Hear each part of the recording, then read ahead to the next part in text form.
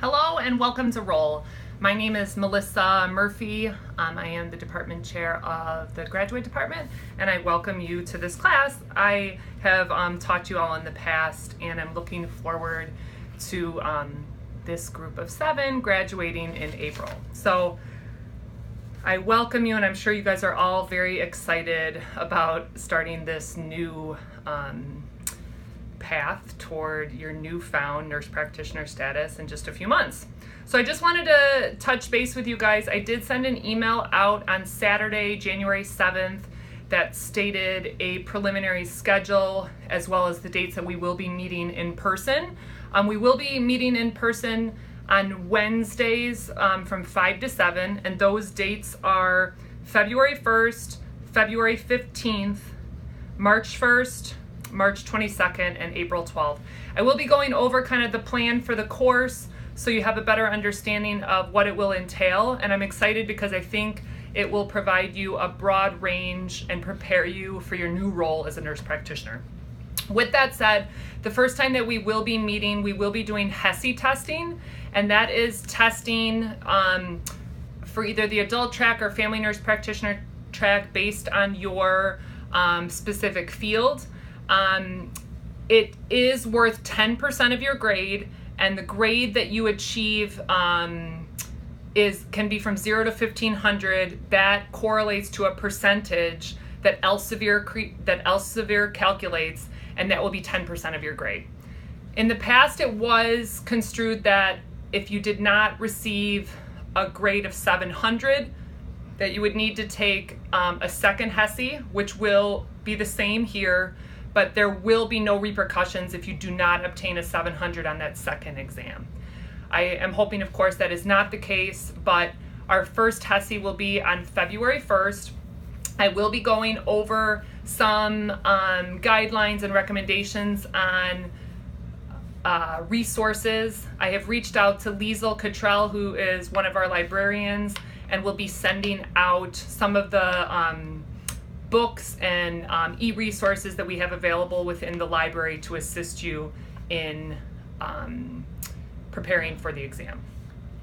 With that said, I have reached out to Elsevier as well, and will send you out a link to register for the course, and I would just ask that you would do that, of course, prior to the exam on February 1st. There is a fee associated with the exam. It does run around $70, and it can be paid electronically via the site that I will link you to. So with that said, HESI is worth 10% of your grade. If you don't obtain that 700, there will be a supplemental HESI date. And then with that said, we do recommend a review course prior to you sitting for your exam. So there's a lot of fun stuff going on in this class. We're going to do HESI testing. I'm also bringing in a malpractice attorney. He is due to come in on March 22nd. He is going to discuss prior medical malpractice. He's been working in medical malpractice for over 15 years, and going over just documentation as well as cases that he has worked. So I think that'll be a wonderful experience for all of you. The portfolio is worth 40% of your grade, and the portfolio will include a few different fields. It'll include your resume or CV.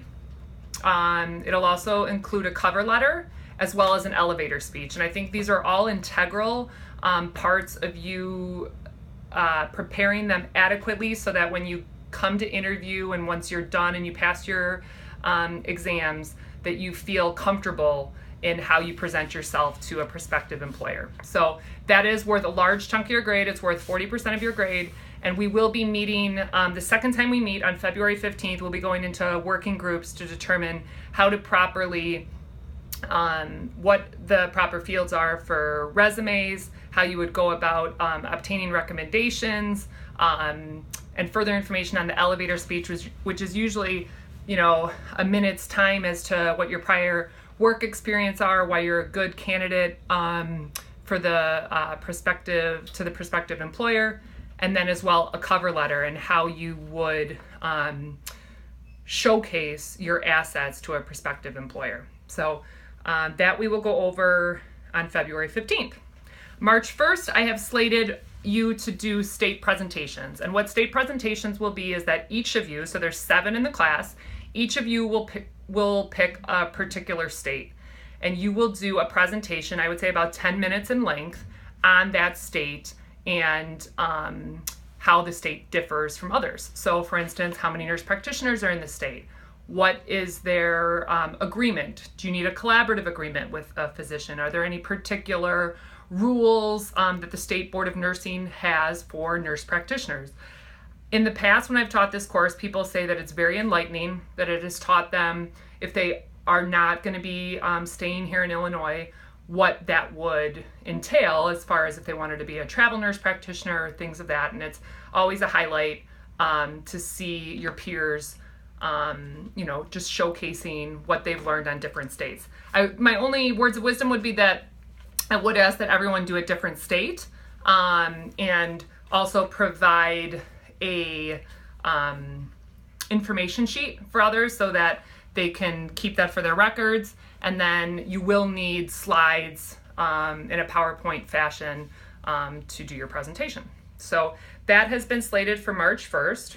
And then on the final day of class, April 12th, prior to graduation, I have requested that the alumni team bring in a panel of nurse practitioners that have graduated from RES to answer questions, to do mock interviewing, and for all of you to do your elevator speeches so that your peers can give you constructive criticism on how you portray yourself to an employer. So that is what I have slated thus far. A few other things that I just wanted to go over. You are due to do 190 clinical hours, and I have spoken with you guys on your current placement. I would request that you get your interagency agreements signed and scanned to me prior to starting your hours. I do expect I will be coming out to do your clinical site visits. I would ask that you do log your hours into Typhon.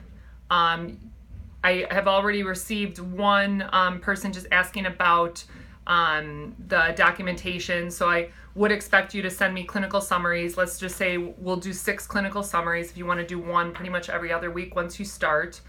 And then you'll get your hours logged. But you guys are well versed and you have completed lots of your clinical hours. So with that said, I just need every time that you go to your clinical site that you have your preceptor sign the amount of hours that you've completed.